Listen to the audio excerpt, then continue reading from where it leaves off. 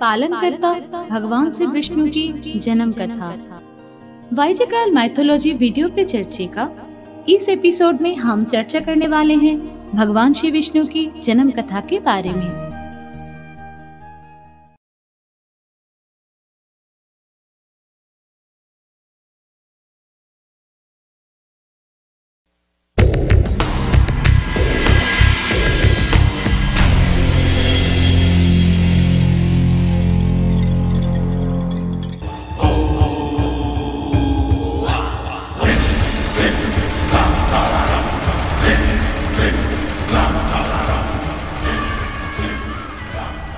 नमस्कार दोस्तों, वाइजिकल mythology series का वीडियो पे चर्चा का इस एपिसोड में पालन करता भगवान श्री विष्णु की जन्म कथा के बारे में चर्चा करेंगे और मैं हूँ आपका वाइजे आईवी। शुरू करने से पहले आप लोगों को बताना चाहेंगे, भगवान शिव की जन्म कथा वीडियो पे हमारा एक व्यूअर श्री मीना दे ने कमेंट किए थे भगवान विष्णु की जन्म कथा के बारे में जानने के लिए। श्री मीना दे के कमेंट को हम लोग रिक्वेस्ट इसीलिए नहीं कर रहे हैं क्योंकि ये चैनल भी आप लोगों का है और अपनी कभी रिक्वेस्ट नहीं करते, सीधा मांगते हैं। तो श्री मीना दे, आपके इच्छा अनुसार ये वीडियो। तो दोस्तों, आपका भी कोई ऐसी इच्छा हो तो आप भी हम लोगों को बता सकते हैं। तो वक्त जाया ना करते हुए लौट चलते हैं सृष्टि के प्रारंभ में और ओम नमः शिवाय बोलते हुए विष्णु की जन्म कथा शुरू करते हैं।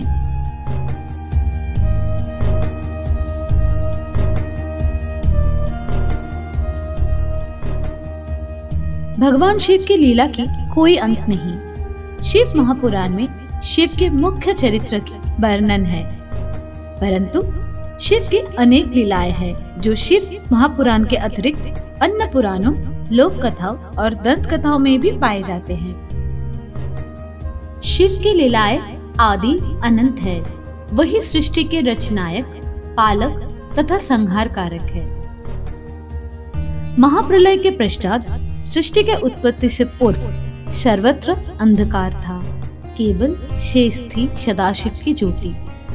सदाशिव ही निराकार निर्गुण ब्रह्म है।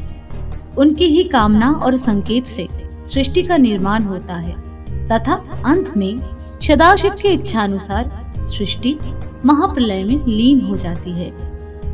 सृष्टि की रचना से पूर्व यही ज्योति स्वरूप सदाशिव लिंग का रूप धारण करते हैं। उसी में से सदाशिव के इच्छानुसार विष्णु का आविर्भाव होता है। ये था विष्णु की जन्म कथा की एक कथा।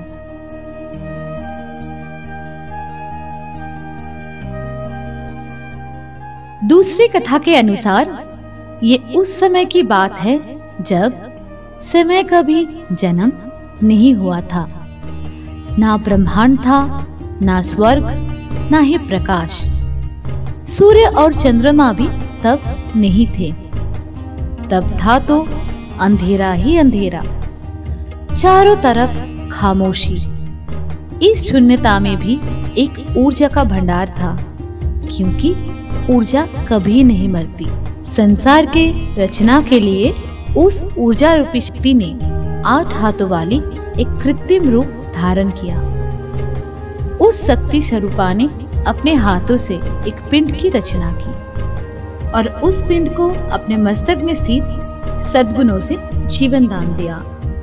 शक्ति इस सद्गुणी युवक के साथ सृष्टि रचना करना चाहती थी, परंतु सद्गुणी युवक ने शक्ति को जन्मदात्री माता मानते हुए साथ काम करने से इनकार कर दिया। क्रोधित शक्ति ने सद्गुणी को भस्म कर एक बार फिर से अंधेरों में समा गई।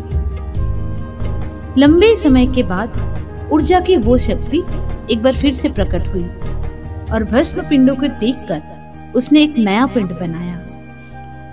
इस बार शक्ति ने अपने हृदय में स्थित ऋजु शक्ति से उस पिंड को जीवन शक्ति प्रदान किया।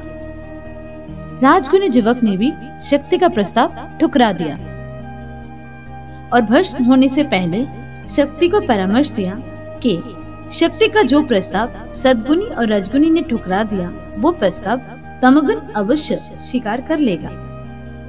राजगुणी को भस्म करने के बाद शक्ति ने और एक पिंड बनाया और अपनी कटी प्रदेश में स्थित तमोगुण की शक्ति उस पिंड के भीतर रख दी। हलाहल विष के समान उबलते हुए तमोगुनी ने शक्ति का प्रस्ताव स्वीकार करते हुए अपना नाम शिव रख लिया, क्योंकि मिट्टी का पिंड अर्थात शव शक्ति का प्रवेश हुआ था और शव शिव हो गया था। शिव ने शक्ति को 2 शर्तें दी। पहले, तुम्हारे समस्त शक्ति मेरे भीतर समाहित होगी। दूसरे, तुम मेरे अर्धांगिनी बनोगी। शक्ति ने शिव की पहली मांग मान ली, परंतु दूसरी मांग में एक संशोधन जोड़ दिया।